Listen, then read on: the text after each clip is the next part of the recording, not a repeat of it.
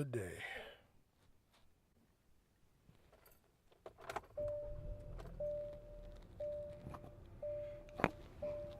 All right, let's ride.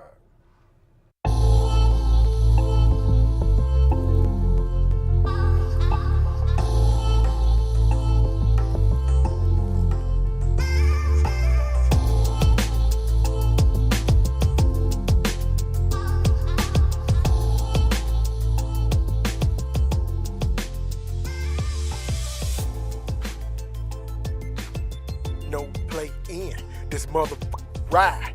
No play in this motherfucker. I said no play in this motherfucker. Yo, my bad. Sorry if I came on a little bit too hype. I just got finished listening to Edgewood by the dude Trouble from Atlanta. And I had been listening to Rhapsody and Fonte early.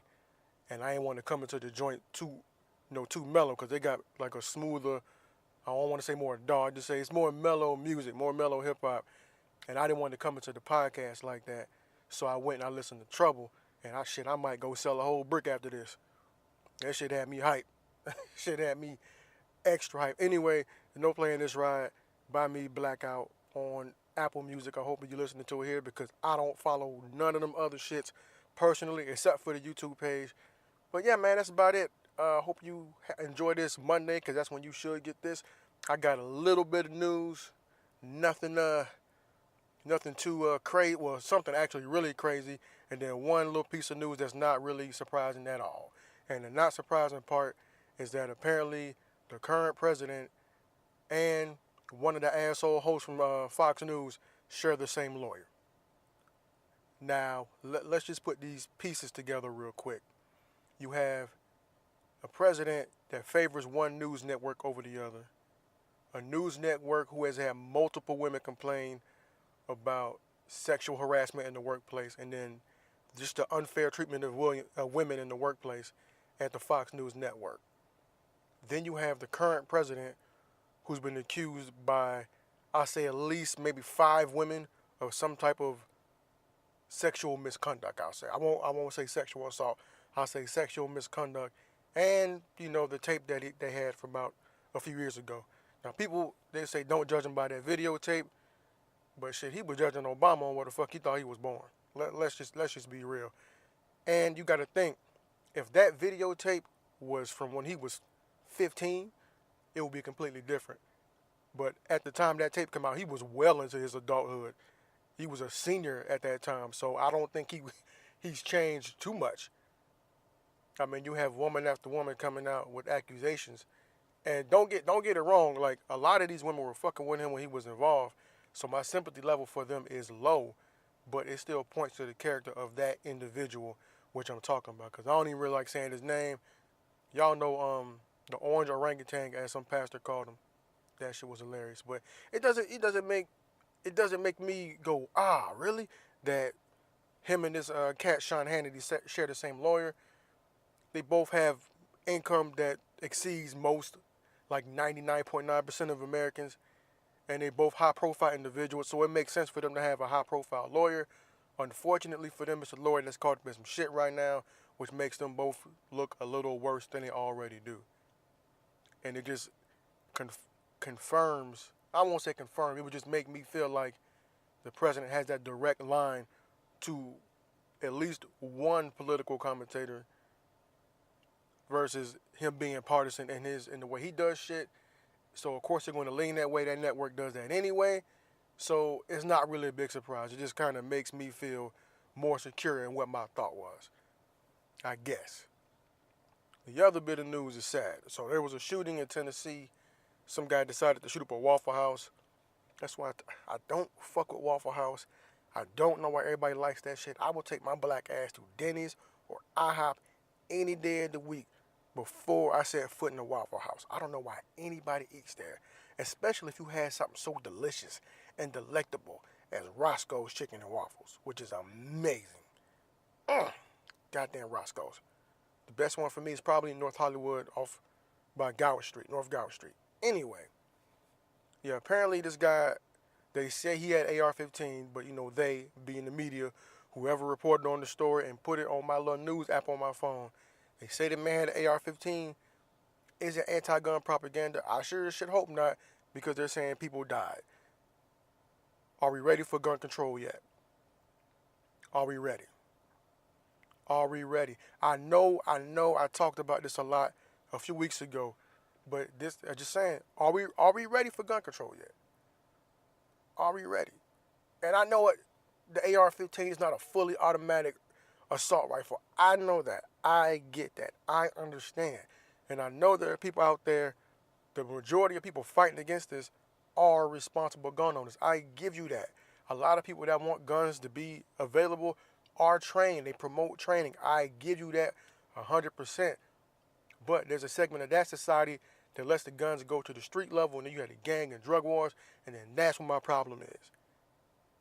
That's what my issue is with the guns and shit, because I've said it 1,000 times on this shit before. It's like when that shit pours over into my side of the tracks, it's like the reverse of when people care about the drug game. When the drugs is in a bad, fucked up neighborhood, nobody cares. Drugs are for minorities only.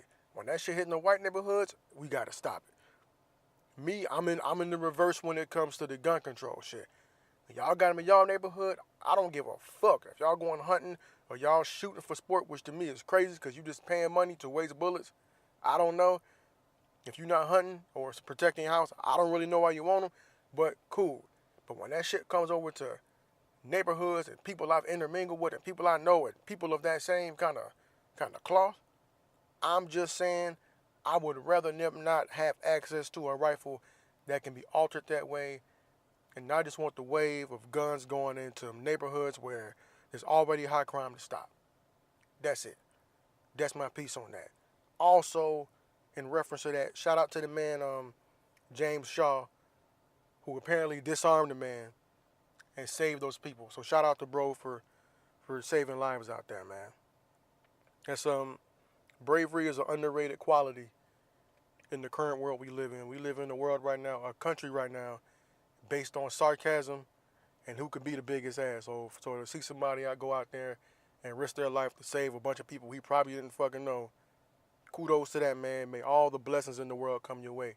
And for the man who came in there butt ass naked or half naked to try to that killed those people, I said it before, I say it again, I wish you the worst pain and worst misfortune in life. And also anybody who helped you, aided, or assisted in this event, I wish them double the amount of pain that you get because they helped you do this shit. It's a travesty, a tragedy. Any fucked up adjective you can add to that list, it's all of those. And I'm ready for this shit to stop. I'm just going on percentages, folks. I don't want all guns out, but if you eliminate certain guns that could do certain amount of damage, the percentages of people who can get them will fall off. I just want the percentages to decrease. That's it, man. That's all. And I really think that's all. Oh yeah, a little bit of news, a little bit, and it's more music news than anything else. Because this podcast might be short if I can get off everything I want to real quick. Taylor motherfucking Swift. Now I'm all about you bringing a past musical act into the forefront. If you want to sample their music and get clearance, cool, fine. I would prefer to not see somebody go Bruno Mars with it and completely rip off everybody else, even though he's super talented. I will say this about Bruno Mars. He does them justice. This Taylor Swift, Earth, Wind, and Fire, that shit is trash. I only heard a little bit of it, and I had to cut that shit off. As a person who grew up listening to that, I'm so disappointed, and I feel slightly disrespected. My mother used to play that song. I equivalent that song to my mother. So to hear somebody tarnish it like that with a remake makes me sad and angry at the same time. I will say sangry. I'm sangry right now because Taylor Swift, who's a good artist, she does her thing. She doesn't really make music that I can gravitate to and that I feel and that I like. But to say that she's not a good artist would be just a complete lie because her success speaks for itself. For her to fuck that song up that way is crazy. If you can't do a song and make it at least sound somewhat close to the original, but putting your spin on it, don't fucking do it. If you got to slow the song all the way down and just fuck it all the way up, you better off not doing it. If you're not gonna breathe new life to it, just don't shut it down. Don't do it. Somebody in your camp should have told you that. I feel like it's a money grab. Maybe you're trying to add a new demographic to your fan base. I just can't. I can't see it. Like Drake recently sampled Lauryn Hill when for his new song "Nice for What," and I think it was X Factor. He sampled, but he sped it up and did it in a way where it paid homage. You know that's Lauryn when you hear it, but he didn't completely damage her song. He just chopped a piece of it up and made it a beat, or whoever made the beat chopped it up, and then they made it kind of something new with a little splash of X Factor. From what I can tell, what Taylor Swift did, she ruined that song, and I'm so disappointed. I'm so angry at the situation. It makes me mad because I didn't grow up in the Prince household like everybody else. I grew up in a Frankie Beverly and Maze with Earth, Wind, and Fire household. So this makes me mad. It irks me, man. If you can't do it the right way, just leave it the fuck alone. Leave it alone. Damn. I'm gonna go ahead and get into more music. I have a question. Shout out to Cardi B for her success, and then Nicki dropped 2 new songs, Barbie Tings and Chun-Li, which is not better than the Wale Nipsey Hussle version, by the way. I haven't heard all of Cardi's album. I did hear the intro. The intro was tough. The intro is tough. People getting a little reckless talking about it's one of the best intros next to Meek Mill. I'm gonna need y'all to go listen to Beanie Siegel's his second album. The intro from that is fucking crazy. It's called Nothing Like It. Y'all need to go listen to that Nas Stillmatic intro from the album Stillmatic. There's a lot of dope intros. Y'all need to listen to Tupac Bomb First off Machiavelli. You want to talk about dope ass intros? I know Jay got one in there somewhere, but I can't really remember which one it is. I like a lot of his albums. And that Nipsey Hussle, the Victory Lap, that shit is hard. Y'all sleeping. Like Cardi's intro was dope, but before you want to put it next to that Meek Mill shit, which is definitely a classic intro level, you might want to do your homework. But what I really want to say about the whole Cardi and Nicki situation, ladies and gentlemen who listen to this, we don't have to pit them against each other. We don't have to assume that the lines in this song are going towards each other. We don't assume that with every male. So let's stop putting that poison in. Let's stop putting that poison. Just because you like a certain artist don't mean you have to pick sides. Especially when we have so few female artists that are popping right now. You don't have to pick sides. And if they do got something going on between each other, okay, it'll play out. We'll see it. And then once a name gets said, then I'm like, all right, pick your side. But they ain't really saying names right now. And I know it's the age of subliminals and all that shit. But let them say a name, then pick your side. At least let it be official before you jump out the window and say, oh, I don't fuck with this one no more. But my real point, I mentioned I listened to Rhapsody today. And my real point is like, I get that Nicki and Cardi B are talented in what they do. But I would like to hear women talking about Rhapsody more. She gets put in the category lyric-wise with the men a lot of the times because she's so dope. But she's still a female rapper. And she probably has more, I'm going to venture to say, she has 1,000% more support from the male side than the female side. Maybe because she doesn't go out there flaunt her sexuality. She's not going out there scantily clad, doing all this ratchet bullshit, as we call it, all this thought shit. And I know Cardi got her background. I know Nicki got her background. But you can still carry yourself a certain way. I ain't saying you can't go out there and be free and be yourself. I'm just saying if you look at the quality of person that they're portraying, like if you line them all three up, who is the most authentic? I don't know. Cardi B seemed to be doing herself. To be being herself. She could be playing everybody into thinking she's dumber than what she is, but I think she might be. But Rhapsody, I feel like she's the person she is. That's who she is. Up and down, left and right, day in, day out, 12 to 12 on the clock. I feel like that's who she is. And her music is dope. It's personal. And if you don't know who she is, I know everybody and their mama got Netflix. Go to Netflix, look up the documentary series Rapture. Obviously, it's about rappers, and look up and go to the Rhapsody episode. And when you see that she's over there constantly with Ninth Wonder, she's on Ninth Wonder's label on a partnership with Rock Nation. That should let you know right there that she's dope.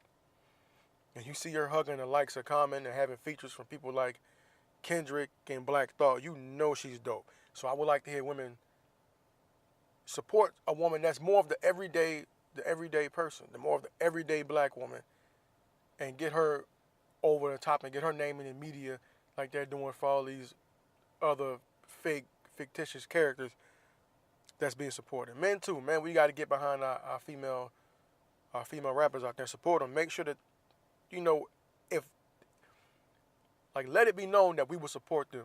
Maybe there's a young woman coming behind them that wants to do the same thing, but doesn't want to be like Nicki or doesn't want to be like Cardi. Maybe she's just a regular young woman who doesn't see that Rhapsody can get in there and get the same recognition. She's nominated for a fucking Grammy, a 2-time Grammy nominee, and there's fucking crickets around her name. But Layla's Wisdom was quietly one of the best rap albums to come out. And I think a lot of people missed out on that. So if you're not checking for that, check for that.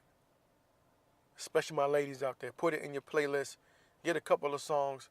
A song called Power with Kendrick. There's a song called Sassy. Our whole album is good. I would just check it out. Homies out there, put your ladies on it if they are already ain't on it. Sticking with the music, J. Cole dropped KOD.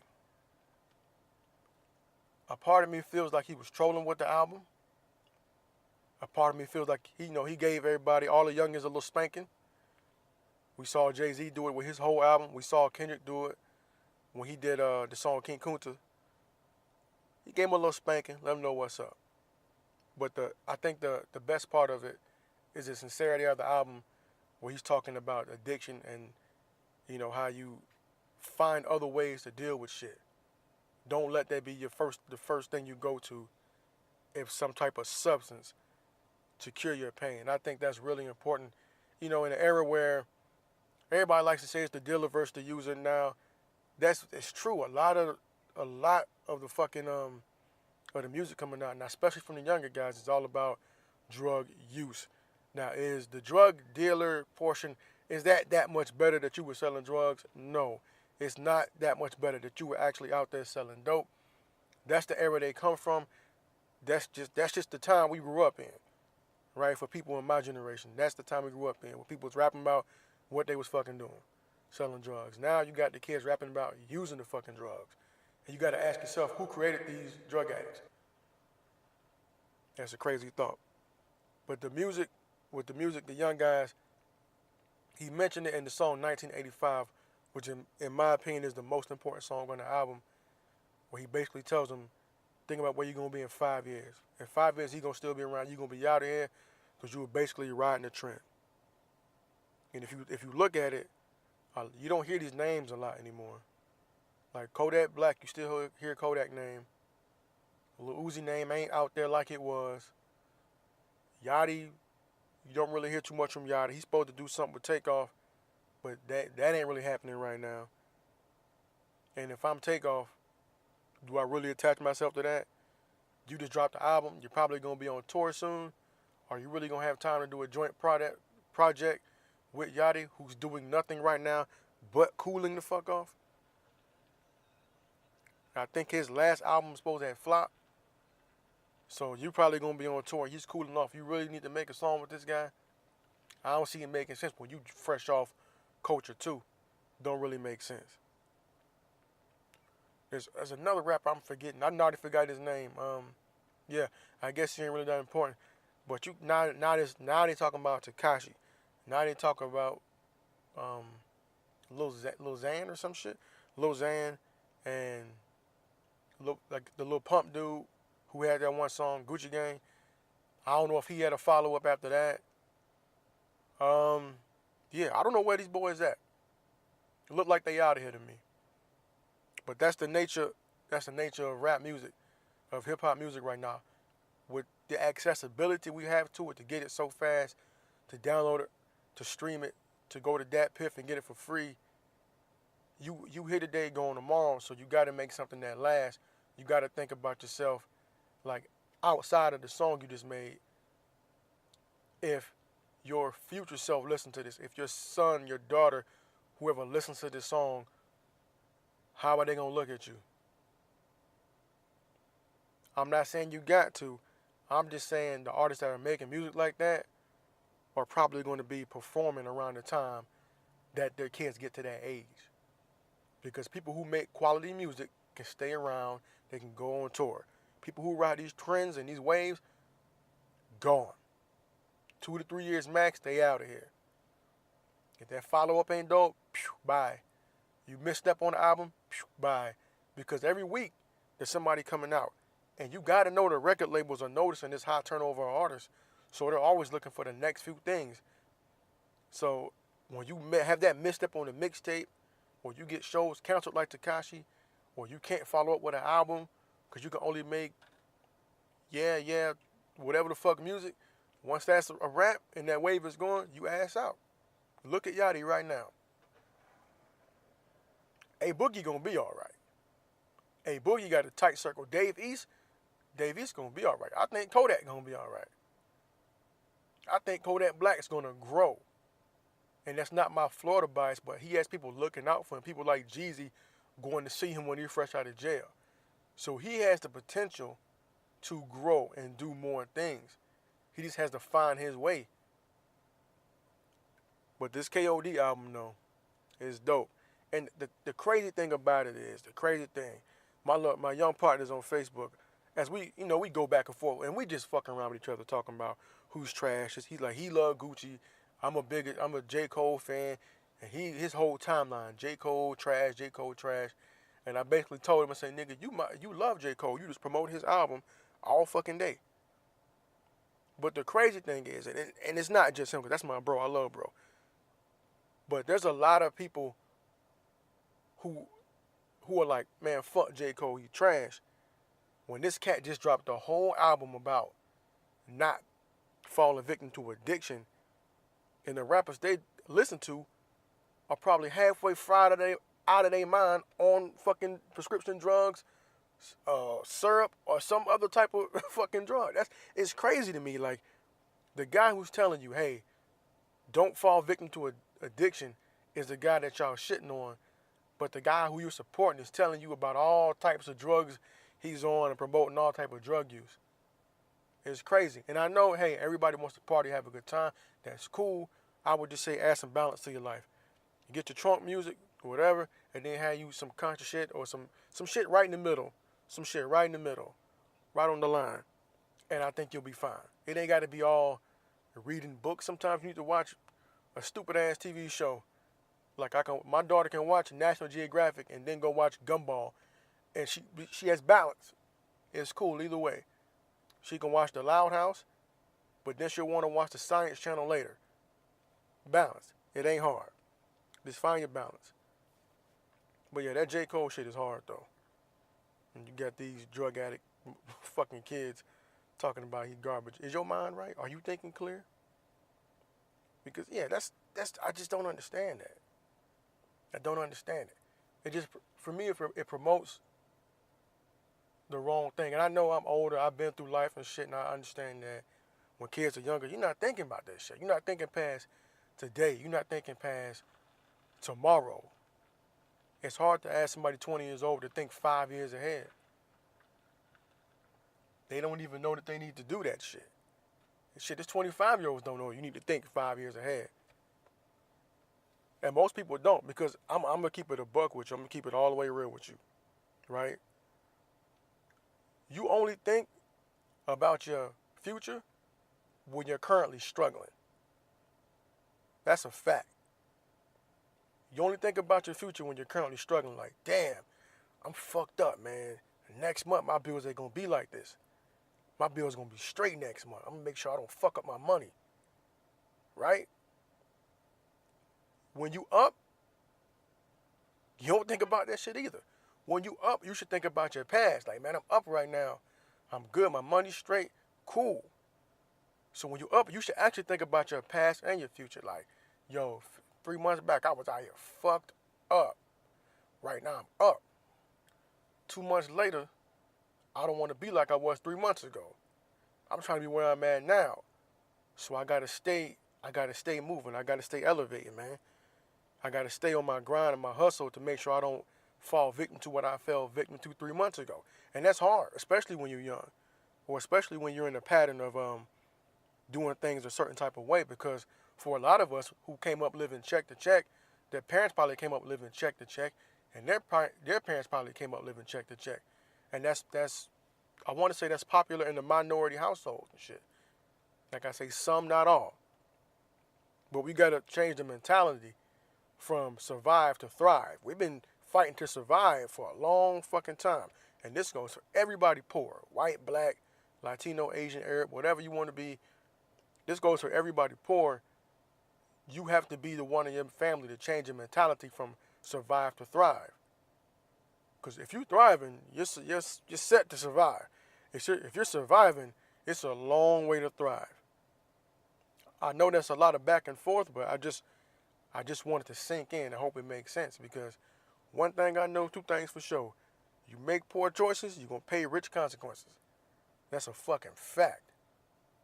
You put out dumb shit going to come back to you, man. So you just got to be careful out in these streets.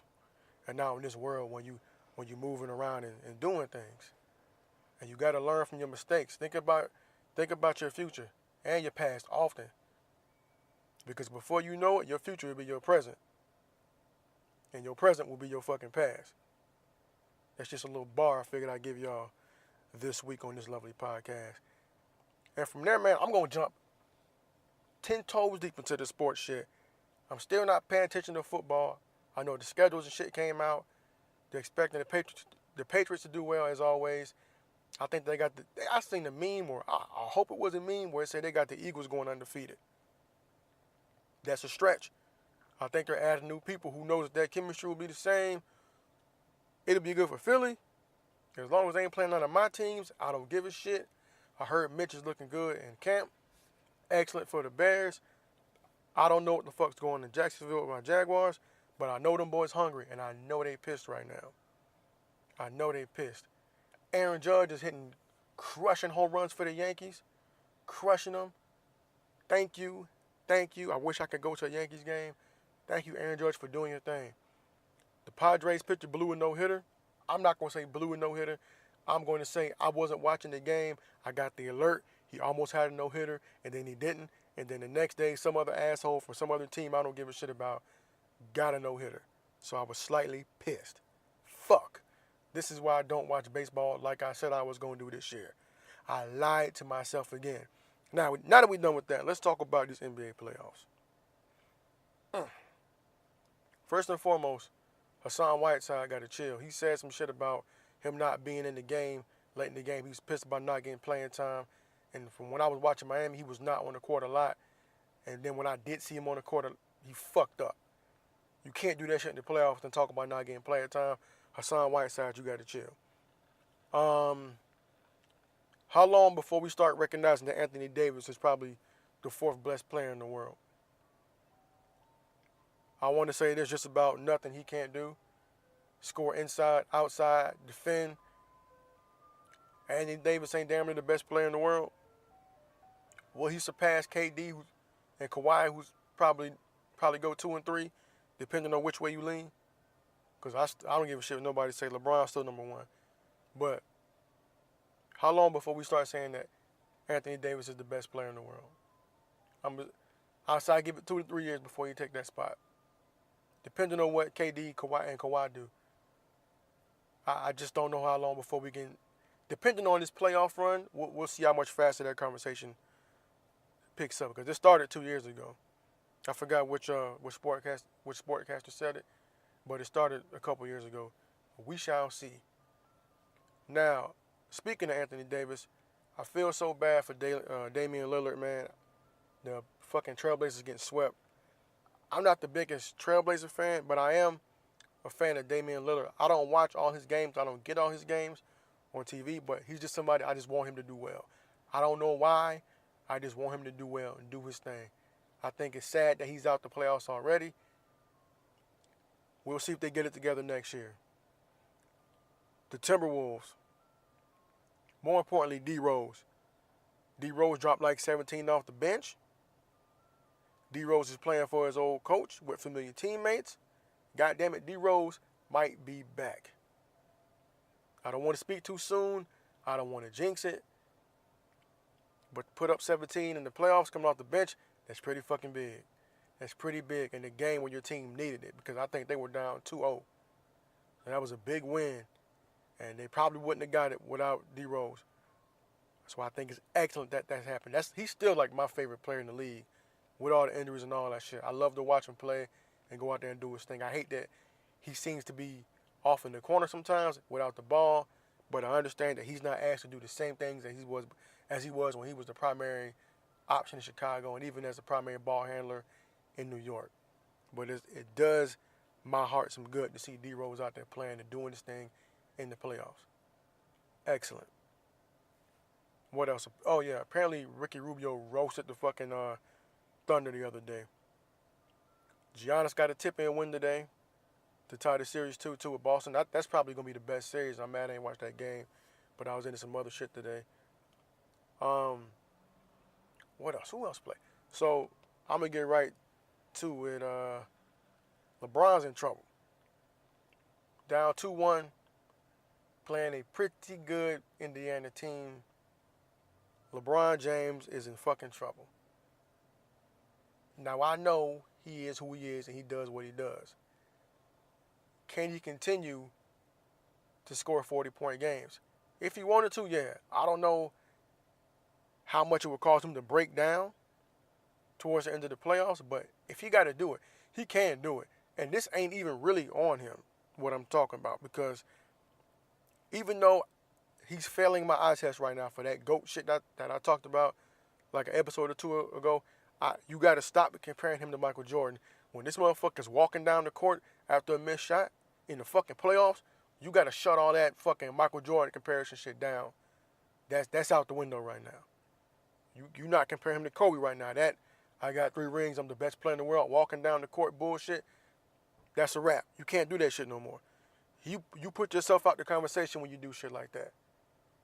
When you're not intense about your shit in the playoffs, when y'all fucking losing and y'all at an away game, you can't afford to do that. You don't have the team for that. So in my opinion, all that fucking him and MJ conversation got to stop.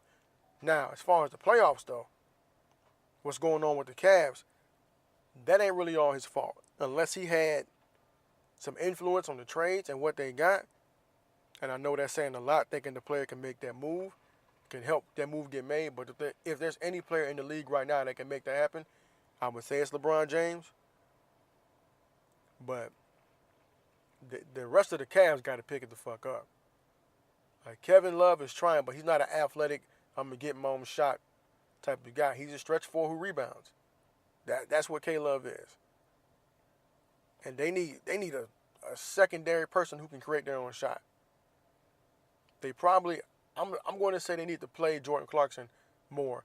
I never understood, and hopefully somebody can let me know, I never understood why the coaches shrink their rotation in the playoffs. I feel like it wears players out. I feel like in Jordan Clarkson, they got a scorer. They got a bona fide scorer on the bench who's not only going to shoot the mid-range, he's going to drive. So I don't see the purpose for him not playing, especially when you need buckets. Like, let LeBron get a blow and let him, and just cut him loose. And let him go score, and then give him a shooter he can kick to, or put Tristan Thompson in so he can dump it off inside, or Larry Nance Jr. Give him something. Shit, because you can't have LeBron playing the whole fucking game.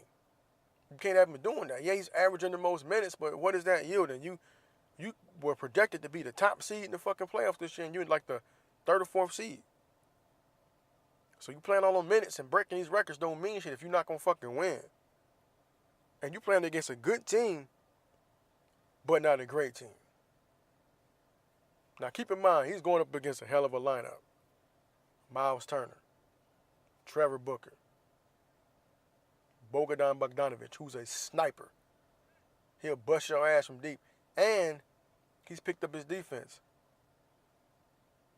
Lance Stevenson, who everybody knows is a fact on, especially in the playoffs. And then you got Oladipo, who's gonna shoot the lights out these days. He's reborn. I just don't know because the eye test says the Indiana Pacers are a better team. On paper, maybe they're maybe about even. But right now, what's going on? The Pacers are definitely younger and more athletic than what they got going on in Cleveland. And they blew a fucking 17-point lead. These guys may not be mentally ready to go to the level LeBron needs them to go to. I want to see Rodney Hood get more touches. And he had a few last game. He just didn't make it. Just didn't make the shots. Maybe these guys need to get into the game earlier. Maybe that's the issue. I don't fucking know. But there it is, the playoffs in a nutshell. I don't know who won today really. But fuck it, I'll find out. I'll let y'all know next goddamn week after somebody else gets knocked out in the playoffs. But I did want to hit y'all with a little bit what I talked about when I was talking about role players and how I have a little bit of love for them. And I was talking about Ron Harper like an episode or so ago and how he was a key component to championship teams. So I took it upon myself to create my very own NBA role player Hall of Fame, baby. My own NBA role player Hall of Fame. Now you should recognize these names because they're all champions and they're all multiple champions. So that was my stipulation for this. You had to be a multiple champion. I say you had to have at least 3 rings to be considered in this group. So without further ado, here are my NBA role-playing Hall of Fame members. And the first person is actually in the Hall of Fame. I know I'm kind of cheating, but to me, he was like the ultimate role player. He was crazy, though, and that person is Dennis Rodman. Dennis Rodman didn't score a lot of points, but he was a lockdown defender. I think he was Defensive Player of the Year at least once, and he led the league in rebounding. And for him to be an undersized forward to do that is fucking phenomenal. But a lot of times his energy and his enthusiasm helped out the Pistons during the game. If you look at the documentary, The Bad Boys, the 30 for 30 they did for the Detroit Pistons, you can hear how his teammates described him and how they moved him into the starting lineup when they were dragging during their second championship run. So for me, and then for what he did with the Bulls, of just being in the right place at the right time, bringing that energy and competitiveness to the team, helping them with as they won their 3 rings. On the second go-round, I got to have Dennis Rodman in my Role Player Hall of Fame, even though he's already a regular-ass Hall of Famer. But fuck that, this is my shit. Number 2, Chicago Bulls. Going to be a lot of them on here, maybe 2 or 3. Horace Grant. Horace Grant won 3 championships with the Chicago Bulls and one with the Lakers. He was a big and strong enforcer on the inside, good rebounder, did his job, helped the Bulls to 3 championships and got one with the Lakers. I don't know for the life of me why I know why he left the Bulls. He left when Jordan left. He went to Orlando. They were a good team. He thought he could help them out, have a veteran presence. It didn't work out. He ended up in L.A. Guess who's in L.A.? Phil Jackson. Guess what happens for Horace Grant? Boom, another ring. Ain't that magic? Ain't that crazy how life worked?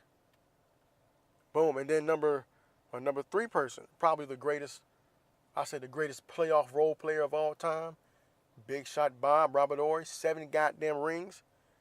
What did he get rings? He had 2 rings with Houston.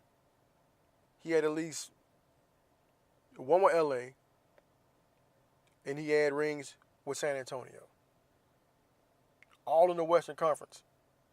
Impressive. Y'all know Big Shot Bob. Big Shot Bob might be the reason I'm a Laker fan right now. To be honest. I became a Laker fan watching the Kings play the Lakers when Vlade Divac knocked that ball out. And I was doing it just to mess with my old lady because she was a Kings fan. I tell the story all the time. I probably told it on this already, but Vlade Divac knocks the ball out. And who's back there to catch it but Robert Horry? Drano drops the 3. The arena fucking erupts. The Lakers win the game. They go on to win the series. Then they go to the finals and beat the shit out of whoever they played that year. Probably the Nets. Or whoever they played. Don't matter. They won. But Robert Horry, Big Shot Bob had to be on my list, of course, man. 7 rings? And you had a key role in all those rings hitting shots late? Come on, man. My other guy, Ron Harper, of course, I talked about him last week. 5. He had 4 with the Bulls, 3 with the Bulls, and 2 with the Lakers. He did this thing. I talked about him being a point guard and a wing defender. I think he was going to be LeBron before LeBron as far as being from Ohio and then getting drafted by the Cleveland Cavaliers. Unfortunately for him, he got hurt. But that's probably the best thing to happen to him career-wise because after that, he ended up being on 5 championship teams in 6 years. Can't be mad at that, man. Can't be mad at that at all. So Ron Harper is my guy. He made the list. Of course, another Chicago Bull, 3 rings. Tony Kukoc, the swingman. Everybody's like, oh, Jordan had Tony Kukoc. Just don't act like Tony Kukoc was a superstar. Tony Kukoc on any other team is a good European basketball player. And people like to paint him as a superstar because like they all had him when they do the LeBron MJ comparison. Was he great? He was pretty good. I wouldn't call him great. He was really good in the system in which he played. When he left the Bulls, obviously it did not work out as well. He wasn't on as good a team, but he was a really good player. He can handle the ball well. He can be at the right spot at the right time. He can shoot. Tony Kukoc was a key component to the Bulls on that last set of 3 rings, man. Coming off the bench and doing this thing. So you got to have some love for Tony Kukoc, man. The Croatian sensation. Damn it. 3 rings. Next on my list, another San Antonio Spur, Bruce Bowen, lockdown defender, 3-and-D, corner 3 type of guy. Bruce Bowen was a guy that aggravated the best offensive perimeter guy on any team he played against. The ugly bald head motherfucker who like a light bulb.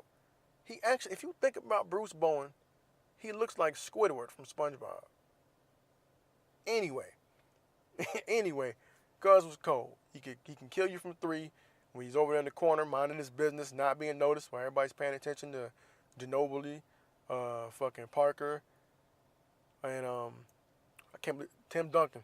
While everybody's paying attention to them, fucking Bruce Bowen sneaks off to the corner, knocks down a 3, and then goes back down to the other side of the court and locks down your favorite wing offensive player, a la Kobe Bryant or whoever else was playing the wing at that time in the West during the playoffs. So Bruce Bowen definitely makes my NBA Role Player Hall of Fame for being a great defender and a decent shooter, especially during the playoffs. All right, next on the list, Steve Kerr. Steve Kerr got 5 rings as a player, 3 with the Bulls, 2 with the Spurs, and he has 7 rings total. I think 3 with the Bulls, 2 with the Spurs, and 2 with Golden State.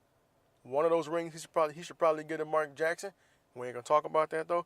But Steve Kerr, man, doing your fucking job, being a 3-point shooting point guard, who may not bring the ball up all the time, who may not have the biggest assist total, who may not score the most points, but being able to do your fucking job when you're called upon and knock down an open 3, Steve Kerr, man. 5-time champion. I remember him hitting key shots in Chicago and in San Antonio. Do I got to say anymore? And you're going to be going down as one of the best coaches of all time, probably. I mean, look at this playoff run he's been on. Dealing with an illness. Steve Kerr, my NBA Role Player Hall of Fame. Next on the list, somebody else with 5 rings. Point guard, good defender, good shooter, clutch. Most importantly, a team leader in a locker room with 2 Hall of Famers. Derek Fisher. The failed coach. I won't call him a completely failed coach, but I say he's trying his hand at coaching. Derek Fisher, right place, right time, handled business. And his second stint with the Lakers, he went back and got 2 more rings. You can't deny the importance of Derek Fisher to the Lakers and running that triangle offense. He hit big shots. He did what he was supposed to do. He didn't get out of his way. He didn't get out of his lane. He handled business and became a leader in that locker room. You got to respect Derek Fisher for what he means to the Lakers organization. And me as a Laker fan, got to have Derek Fisher in my NBA Role Player Hall of Fame, baby. John Sally. Come on, man. John Sally. The big man. Another bad boy Piston who ended up playing with the Bulls for a little bit. So John Sally got a ring with the Pistons. I think he got one with the Bulls, but I know he got one with the Lakers. So I think he got 4. I'm going to have to go back and look at that, but I'm pretty sure John Sally had 4 rings, 2 with the Pistons, one with the Bulls, one with the Lakers. Just a big guy doing big guy shit. He was agile, more agile than most big men. He did his thing. It always made him a valuable asset to any team he was on. So John Sally, who segued into the whole commentating and acting thing a lot faster than most NBA players do. So shout out to John Sally for making my Role Player Hall of Fame. Who else we got? Mario Elie. Elie? I can't remember. Mario Elie, another point guard. See, it pays being able to shoot in this league. It pays. If you can knock down a jumper, you can get on the team. You just got to be consistent. If you can run an offense and knock down a jumper, play decent defense, you can be on the team, man. You can make it in the NBA. But yeah, Mario Elie, he got two, I want to say, two at Houston, and one with the Spurs. He got all his rings in Texas. That's a big deal. I don't know. Well, him and Robert Horry, yeah. Little rivalry there, Houston and San Antonio, but he got all his rings there, being in the right spot at the right time, doing what his team needed him to do. Not getting in the way, getting the job done. Shout out to Mario Elie. Also on my list, I didn't really get to see him play, but I love his highlights, and he played for the Lakers. My man Kurt Rambis. You know, the resident tough guy on the squad. The guy who's going to jump out of bounds. The guy who's going to secure the rebound. He's going to throw the screen. He's going to take the charge and look crazy while doing it. Kurt Rambis is that guy. You need guys like that on your team to win a championship. Think about Mark Madsen, who got a couple of rings playing for the Lakers. Set screens and get offensive rebounds. Do your fucking job, and you too could be a champion. Boom. Kurt Rambis. Another one. Another Laker. Rick Fox. Another tough guy. Another guy who's going to set screens, knock down a shot every now and again when needed to, but he's going to play really good defense and make it hard for the other team to score. How can I not have Rick Fox on the list with 3 rings, bro? You got to have him on it. He's a Laker. He got 3 rings. Come on, baby. Rick Fox. And he segued nicely into acting. So you got to show Rick Fox some love. Another guy. Another undersized big man on the list. All his rings in Miami. Was the longest tenured player on the Heat. Udonis Haslem, man. You talking about doing your job and letting your game evolve a little bit, making you an anchor on that team. Udonis Haslem, man, defensive stopper down in the post, getting the rebounds, doing the gritty shit that other players don't want to do, giving that effort. You got to go Udo, man. He's a leader in the locker room, a mentor to younger players, does what he's supposed to do, enhances the best players on the team by making sure they get touches, by grabbing the rebound and getting the ball. And then he extended his game out by developing a little mid-range jump shot that other teams weren't expecting. Udonis Haslem, baby. Even though I think he's a Florida Gator, he was a part of the Miami Heat championships teams, and I like to see, in the pros at least, I like to see teams in Florida win championships. In college, I don't want to see nobody else in Florida win championships. Well, maybe FAU and UCF, USF. But not the fucking Gators and the Kings. I don't want to see them win shit. But yeah, man, Udonis Haslem, man, doing this thing. And the last person on my list, Brian Shaw. 3 rings. I think he got them all with the Lakers. Basically took the spot for Ron Harper, man. Another guy who probably played the 2 most of his career. You know, as his career progressed, he slowed down, but his knowledge and his ability to run an offense and play the game got him a spot with the Lakers where he won 3 rings and segued nicely into being a coach. So, I mean, hey, it goes to show you, if you do your fucking job, you'll be all right. But if you don't do your job, you'll get pushed off the team like Craig Hodges did in Chicago if you get in the star player's way. And it's all about roles, man. Like even in life and a group of friends and your job, everybody got to know their role. You may be ready for the next step, or you may think you're ready, but you're not there yet. So you got to bide your time and get in where you fit in and help any situation you're a part of, man. That's what you got to do. And by the way, the Wizards came from down 14 to beat the Raptors. The series is not even 2-2. I still don't think that's the most intriguing playoff series. I still think it's LeBron and Cleveland, seeing what they can do in Indiana, man. But yeah, I feel like this has been a good one. I'm going to end it on that note. Remember what I said, man. You make poor choices, you're going to pay rich consequences. That's just a fact of life. If you spitting to win, be ready for the blowback, baby. And with that, That's it. Like I always say, learn something tomorrow you didn't learn today. Make tomorrow better than today. All that shit. I still got merch. I got the Assume Guilty t-shirts and all that shit now on Threadless. So it's noplayinthisride.threadless.com. If you want to buy stuff, you don't have to. But if you want to look flyer than most, I let them know you listen to the dopest shit in podcast land. Go on down to Threadless, buy some shit, take pictures with it, and share it all over the internet, and let people know you got it. Also, you can reach me at noplayinthisride@gmail.com, all lowercase, noplayinthisride@gmail.com. I'm also on Twitter, noplay247, capital N, lowercase o, capital P, L-A-Y, noplay247 at Twitter. At me, talk shit if you disagree me, troll me. I guarantee I got some fire for your ass after I get off work, because I can't really have my fun. Anyway, y'all know what I'm talking about. Also, it's a Facebook page. Go there. I'm trying to do stuff with it. I'm not tending to it like I should. But if there's activity on there, I might start pushing more stuff on that page, man. Also, one of my partners is putting out a project. I think he engineered this project. He may have produced it, but I think he might have mixed it. It's called Captured. It's by an artist named Mimi. It'll be out for pre-order, I think, Monday, so tomorrow. And it'll be available May 1st on all streaming platforms. It's called Captured. I tweeted it out a little while ago, and I will probably tweet it out again tomorrow at some point. Be on the lookout for this smooth R&B, artsy, fartsy type stuff. Is good. You should enjoy it. Support me, supporting the homie.